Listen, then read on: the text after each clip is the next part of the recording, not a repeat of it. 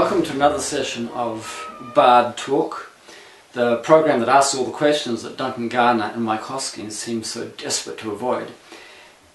Tonight I'm really pleased to have as my guest my old nemesis, Dr. Nick Smith. Please welcome him to the stage. Oh, Nick, it's so good to see you again. You've slipped a long way down the National Party rankings since we first met. In fact, you're almost on a par with Peter Dunn, a kind of below-and-rose commentator on politics of the moment. Still, good of you to be here, and brave of you. Are you feeling at all nervous? I confess to being a little bit perky this evening. I'm pleased to hear it now. But at number 18, the only way you seem to be able to get noticed these days is by being marched out of Parliament by the Sergeant of Arms with that throwaway comment of yours, "What sort of a Nazi establishment is running this place?" What's going on there? I've been around in Parliament debating a number of legitimate questions. That's my job. Yeah, but the rights or wrongs have been thrown out aside. It's the Nazi comment that caught my attention, and most people's. Now see, when you sacked ECAN in 2010, what you did in effect, and this is according to the New Zealand Law Society Rule of Law Committee, is you suspended the rule of law.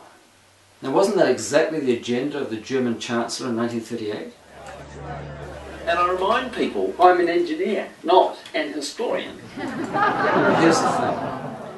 My father and his companions went to Europe in 1940 to shoot people who wanted to unravel natural justice, the Bill of Rights, the Magna Carta, democracy. The people my father were fighting were called Nazis. Most people from your side of the house are quite pleased to call the present red, grey and green coalition socialists. So what is Jacinda exactly? A person who evinces social responsibility, or a raving fascist? would you want me to wait till I'm absolutely 100% sure? Here, let me help you. Take a look at the monitor. Here's the Social Democrat who's leading our country at the moment, and a bunch of other Social Democrats.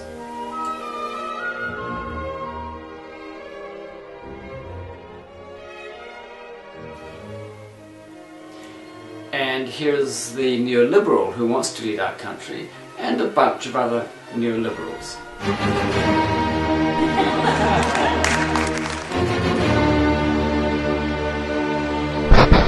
Now, last week's high-profile conniption wasn't the first time you've been the focus of controversy. In 2007, you were fired from Cabinet for abuse of office. I'm referring to the Bronwyn-Puller affair. Miss Puller is a delicate flower that we must be continuously out to protect and safeguard. So it was not an affair, she's just your... My friend and colleague. In other words, you're just friends. That's correct.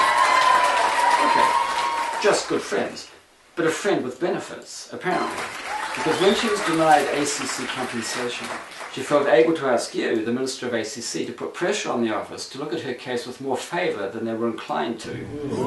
How many times? I'm just simply saying that we got a bum deal. You were fired from Cabinet, forced to make an apology on camera, tears everywhere, highly embarrassing, something you think the public would never forget. But luckily for you, as for all politicians, the public has a memory equivalent to that of a goldfish with Alzheimer's. What I found most interesting about the saga were the connections.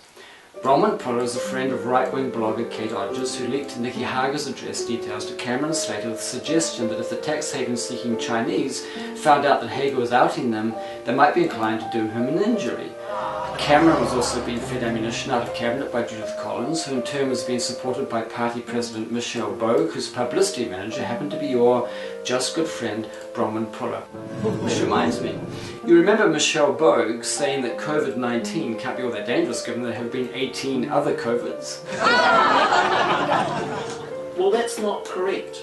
Well, of course it's not correct, and now we have her leaking confidential patient information, which is also not correct. Her excuse is, in her words, that she developed an unhealthy relationship with politics which had put her on a self-destructive path. Note, it was politics' fault, not hers, never hers. So all these just friends of yours, Nick, do you think politics has been an unhealthy occupation for you too? Are you ready to retire?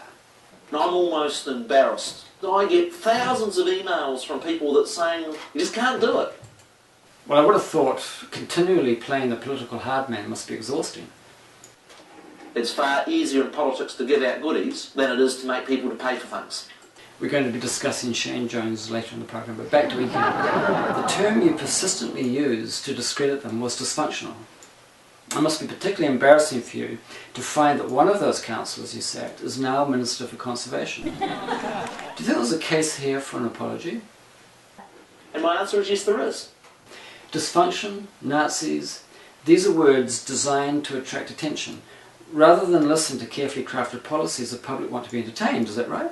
That's not correct. But policy is boring now. Conflict, on the other hand, captures the imagination. Everybody likes a fight. The trick is to win, and often, winning is simply being the last man standing. Now, you may be 18th on the list, but you're still here. You're a survivor. I'm actually quite proud. You will have to get Nicola Toki to put you on the endangered species list. So long as she hasn't sold her soul back to Fonterra or Maggie Barry. Speaking of prima donnas, though, I was surprised, as you must have been, by the choice of Brownlee for Judith's sidekick. What was your first reaction? What the hell? You're not alone. Everybody in Christchurch, outside Ireland and Fenelton, despises the man for his inept handling of the rebuild. How would you describe him? It's a ball of about 5.5 square metres. A massive, great gas generating station, just blowing the hot air round and round and round Parliament. I wish him well. A number of questions here from viewers. Edward asks, was the ECAN Act and the Central Plains Irrigation Scheme pushed through by National because Amy Adams and the Carter family owned various properties in the Central Plains? Well, that's not correct either. Well, you're an engineer, Nick. What is it about water and farming with you? My granddad was a dairy farmer in the beginning part of the last century for 50 years. Yeah, and I'll bet he made a perfectly good living from a handful of cows without ravaging the commons in the process. Which brings me to the next question from a viewer who's lived 20 years in the Ashburton region. The last 10 years, his family have suffered from explosive diarrhea syndrome. Frank's question is... Yeah, it's really funny if you haven't had it. Frank's question is, how much cow shit is presently running down our Canterbury rivers? They're about half a tonne per person. Well, so in other words, David Parker's water reforms are practically the status quo. What would your granddaddy think? What would our trading partners think? I'm not naive. You cannot promote yourself as 100% pure. It's just not realistic. Julian asks, is it true that when you went swimming in the Manawatu River to prove the water was clean, you had to be rescued 2 minutes later by a dock ranger and put in a goldfish bowl filled with bottled water from China? That's not correct. Then Nick, how can you explain these pictures?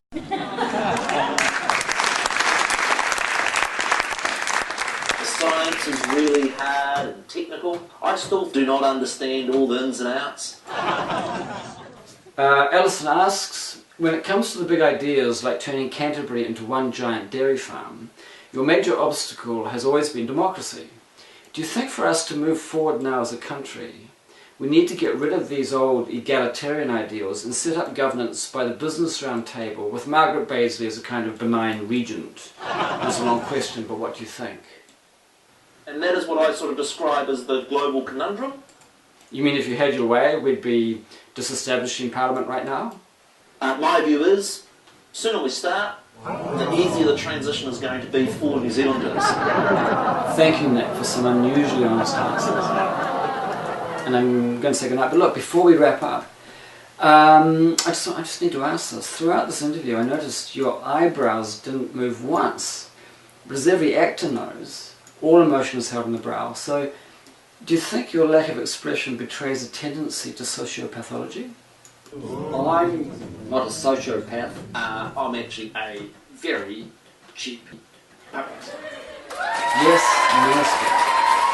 I hope you can join us again, maybe shortly before the election, to have another session on Bard Talk. Meantime, next week we're hoping to interview Shane Jones, the man who famously treated himself to unlimited pornography at the taxpayer's expense, but more importantly, took up a National Party shut-up gift of roving Pacific ambassador while serving in the Labour opposition.